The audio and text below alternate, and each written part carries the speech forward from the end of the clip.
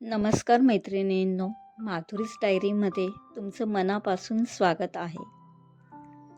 दुसरे माझ्याशी कसे बोलतात यापेक्षा मी स्वतःशी कशी बोलते हे जास्त महत्त्वाचं आहे. हे समजायला मला 40 वर्ष लागली. खरं सांगायचं तर माझा सेल्फ टॉक खूप निगेटिव्ह होता.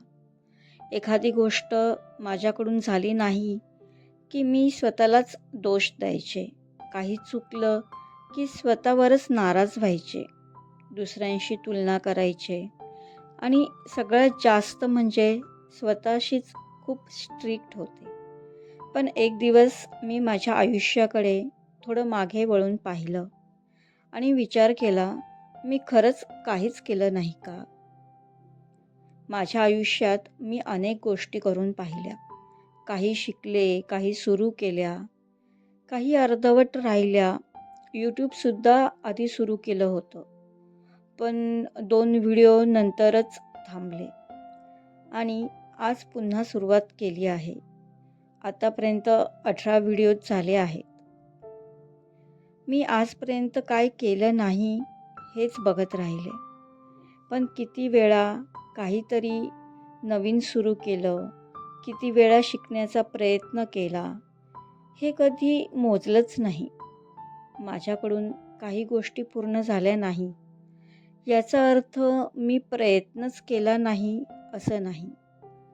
खोटं पॉझिटिव्ह बोलायचं नाही, पण स्वतःशी थोडं प्रेमाने आणि वास्तव स्वीकारून बोलायचं. चूक झाली तर चूक झाली हे मान्य करायचं. एखादी गोष्ट जमली नाही तर नाही जमली हेही स्वीकारायचं, पण त्यासाठी स्वतःलाच कमी लेखत राहायचं नाही.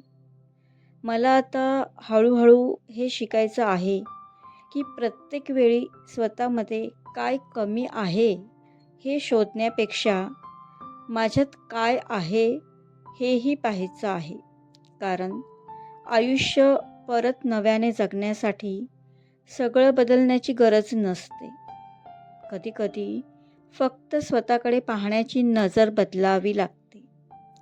जसे माझ्याकडून काहीच होत नाही असं म्हणण्यापेक्षा मला अजून जमत नाही पण मी प्रयत्न करते, किंवा मी खूप मागे पडले असं बोलण्यापेक्षा माझा प्रवास वेगळा आहे, मला माझ्या गतीने पुढे जायचं आहे. 40 नंतर आनंद म्हणजे मोठ्या गोष्टी नाहीत, तर आपलं आयुष्य पुन्हा आपल्याला आवडायला लागणं. कधी स्वतःला थांबून ऐकणं, कधी स्वतःला माफ करणं, कधी स्वतःच्या प्रयत्नांचं कौतुक करणं आणि कधी फक्त स्वतःला म्हणणं, हो, अजून सगळं जमलेलं नाही, पण मी शिकते. आतापर्यंत जे जगले ते अनुभव होते. आता जे जगायचं आहे तो माझा निर्णय असेल. आणि हो, मी स्वतःला खुश ठेवायचा प्रयत्न करते, कारण मी हार मानणारी नाही, तर स्वतःविरुद्धची लढाई थोडी कमी करून स्वतःच्या बाजूने उभं राहायला शिकते.